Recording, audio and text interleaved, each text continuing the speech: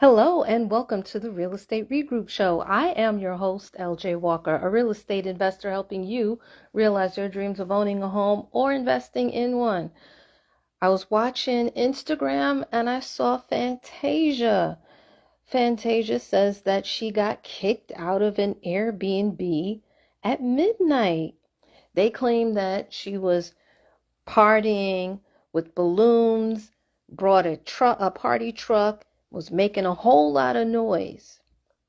However, Fantasia says that that is not what occurred. She said it was her son's birthday. He wanted to have friends over. He wanted to have the party by the lake.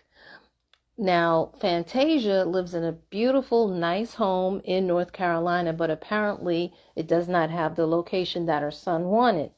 So they stayed in another property in North Carolina inside of an Airbnb. She said that they had a sip and paint party on the inside. They did bring a game truck in the middle of the afternoon. And then later on, they went outside by the fire pit, sat around and told scary stories. They said there may have been a scream or two because the stories were so scary, but that was it. The party ended at 9 p.m. And it didn't really sound from her description like it was like a real party, meaning as far as dancing and singing and playing loud music. It didn't sound as though that occurred at all. So she then turned around and she asked, she said, I felt as though it was a black thing. I felt as though there was some racism. And then she asked, do those of you who rent out your Airbnbs, do you prevent them from having family come over? So being that I have a short-term rental / mid-term rental as well as a long-term rental, I figured I would be one of the best people to answer that particular question. So here's the thing. I am not on the Airbnb platform. Airbnb platform has come under a lot of different restrictions due to the regulations that have been impacting that business from all over the country. There are actually certain places, of course, that doesn't even allow Airbnb. Now, as far as parties is concerned, most Airbnbs do not allow parties whatsoever. They don't allow family gatherings either. I recently stayed in Philly twice this year for business. I do have family that already lives in Philly, but they did not live near the location where the business meetings were occurring. Those meetings were going to be at 9 o'clock, and I did not feel like traveling 1 hour every single day to where I needed to go. I wanted to be next door to it. I was told up front, actually, it's in the bylaws, in the agreement, the contract that I was given, that I was not allowed to have my family gather in their place of residence. Now, I did ask if my boyfriend could come with me, and both places said yes, they did allow that. So I'm here to let those of you know, and also Fantasia, just in case she's listening, that most places don't. Now, I did read a post where she did say that the amount of guests that she reserved the property for, that's who actually stayed the night. Okay, but being that she asked if people can come over, I'm wondering if maybe there were extra people that came over just to celebrate the party, to celebrate with the sip and paint, and also the ghost stories on the outside. Maybe they only came for that day and then they were going to leave, or maybe they were only going to spend the night, that one night for that occasion and then leave. I'm not clear. Now, in my case, no, I don't allow parties in the short-term, mid-term rental property, I don't mind if they have a guest or two come over, particularly for dinner or what have you. But the minimum stay of an extra guest is 14 days. They can't go past that time. If they do, they get a warning. Unfortunately, with Fantasia, she didn't get any warning at all. She was told, it sounds like she was told to leave that minute, at that hour, which that is wow. That's a wow for me. I didn't know that they did that. I hadn't had that particular experience in an Airbnb, and so far, luckily, with my travel nurse housing, midterm, short-term rental, I haven't had that experience either. But normally, yes, you normally give people a warning so that they can correct the issue, and then if they don't correct it, then you may call either the platform or you call the authorities, the police, or what have you, and have those people removed. That's what I'm aware of. Now, she did ask for videos from neighbors because the person said that the neighbors had videos of them partying where they were being loud and that they had the party bus and carrying on. And they did not give her that. So that's probably where she felt as though there was some racist undertones in that.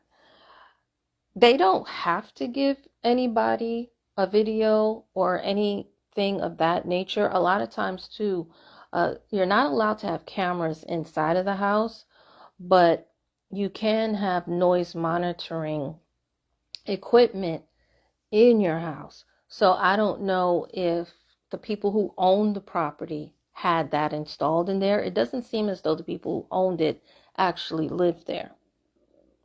Okay, but that's what one normally does if they don't live on the property. As far as the cameras on the outside, you can have cameras on the outside of the house, but they have to be pointing away from the house, not inside of the house. That is a violation of privacy. So the other cameras, of course, came from the neighbors. And again, definitely the neighbors really don't have to give footage if they don't want to. But since there was a discrepancy, since there was a disagreement, sometimes it is best as an owner if you have your own cameras or if you have your own noise monitoring software that you can download and then you can email it to the person who is staying there so that this way there's no issue, or just to sort of calm the waters, if you will. But it appears that that was not what was done. But that I do feel sorry for her for that, especially since it was her son's birthday and they were celebrating. And then for them to have to get up in the middle of the night and leave, that is really not cool. Now, there was some other things that she mentioned that she said that I needed to definitely address. First of all, let me go back to the sip and paint. The sip and paint was inside of the house. Personally, I would be uncomfortable with having somebody do a sip and paint inside of my house because paint, water paint can wash off easily, but that's extra maintenance, if you will. That's more cleaning for me, and I don't want to do as much cleaning. All right. Oil paint may be a little trickier when it comes to coming out of the furniture and the floors. So it's possible that she covered the floors and she covered the furniture before having the sip and paint. But let's face it, not everybody's going to do that. Everybody, unfortunately, is not responsible. And because you'll have that one person, it only takes one person to muck things up for everybody else. And that's probably what it is. And that is also why when you want to take any kind of course, or even if you listen to just videos right here on YouTube regarding starting up an Airbnb business, they normally tell you do not allow your people to have parties. Another thing is that there are ordinances in certain areas that say if you're going to have an Airbnb, you cannot allow the guests to have parties. Then on top of that, you have HOAs. Some HOAs don't want you to have an Airbnb, and some that do allow Airbnb will say no parties at all. So that's one of the reasons why most people say no parties. It's in the contract. Okay. She never mentioned what was in the contract. She never mentioned when she went into the Airbnb site and they had the house rules, if that was one of the rules or not.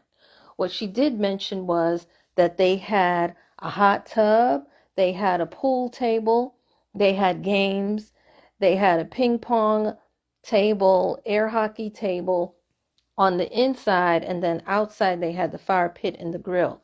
Even though they had those amenities inside the house, they may have wanted you to use only those amenities and not bring anything else from the outside. That is a possibility. Okay. And just because they have that, that doesn't necessarily mean that it's okay for you to have a party there. Again, I haven't seen the contract. It wasn't seen, or the house rules. It wasn't shown. She didn't really mention the, exact location, which is understandable. You don't want to do that.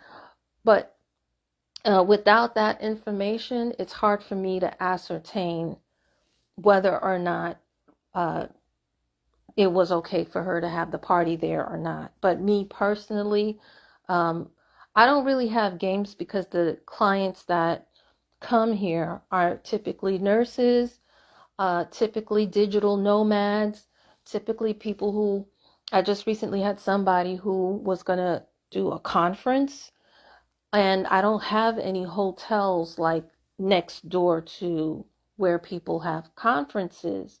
So that's one of the reasons why people want to stay in my place, right? So, but if I did have games, would I mind? No, I wouldn't mind if people were to play it. I have books up there. I intend, or, for people to entertain themselves, they can read a book. I offer that as an amenity. Okay. The next thing that she mentioned was that there were signs around the property saying, enjoy life. What happens at the lake house stays at the lake house. So she was under the impression that they allowed parties there. Those signs that are there, it sounded like they were actually more pictures than signs, but that made me rethink about how I have upstairs decorated. But those signs really they're not contracts. So especially if it's like in a picture like that, it could be just a picture with just a saying. It may not necessarily be how the owner actually feels. So you can't go by that when you go into somebody's house, when you go into an Airbnb.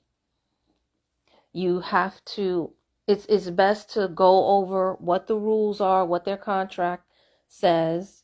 And if you're not sure of anything, like I wasn't sure if I could bring someone, so I asked, can I bring my boyfriend?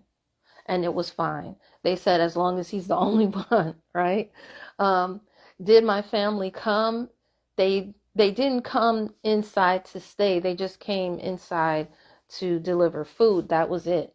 And then they were on their way. They didn't stay over. We did not have a barbecue. We did not, do any of those other things. So, each Airbnb is different depending on the location, uh, the ordinances of that town, the ordinances or the bylaws of the HOA, and then also the laws, the house rules that the owner puts in place. All of those things are imperative when it comes to what it is that you can and can't do. So on one hand, I see where Fantasia is coming from, but on the other hand, I'm not fully in agreement with her. And I am a fan. I do love Fantasia. And I am sorry that she went through this, particularly with her son's party. Good luck with her, though. She said that she's going to go ahead and have her own Airbnb. Well, listen, you're going to see what it's like to own your own Airbnb, especially if you do it through the platform, as opposed to, because everybody does not use Airbnb and platform, because I don't. I use a different platform. There are some people that don't use any platforms at all. They just have their website up and they have their Facebook page, and then they have people just book directly through them. So this way it gives them a little bit more control as far as what they can and can't do. However, whether you do it on the platform or not, you still have to abide by whatever laws are in that particular place. But again, I wish Fantasia the best of luck. I love her. I really do. And I am sorry that this happened, especially since she wanted to give her son the best. The reason why she said she stayed there, and she wanted to fulfill his delights is because she was on the road most of the year trying to promote, of course, the movie The Color Purple that's coming out, right? So I understand. I get it. I get it. Oh boy. All right, guys. So weigh in. How do you feel about this situation? Do you own an Airbnb or a short-term rental? Would you mind having somebody bring their relatives to your home and throwing a little party? How do you feel about the whole Fantasia situation? Do you think it was racially motivated, them throwing her out in the middle of the night like that? Or do you think that they have a point? I don't know, guys. So listen, share this amongst your friends. Remember, sharing is caring. That's all I have for you guys. Stay tuned to the next episode. Goodbye and have a good night.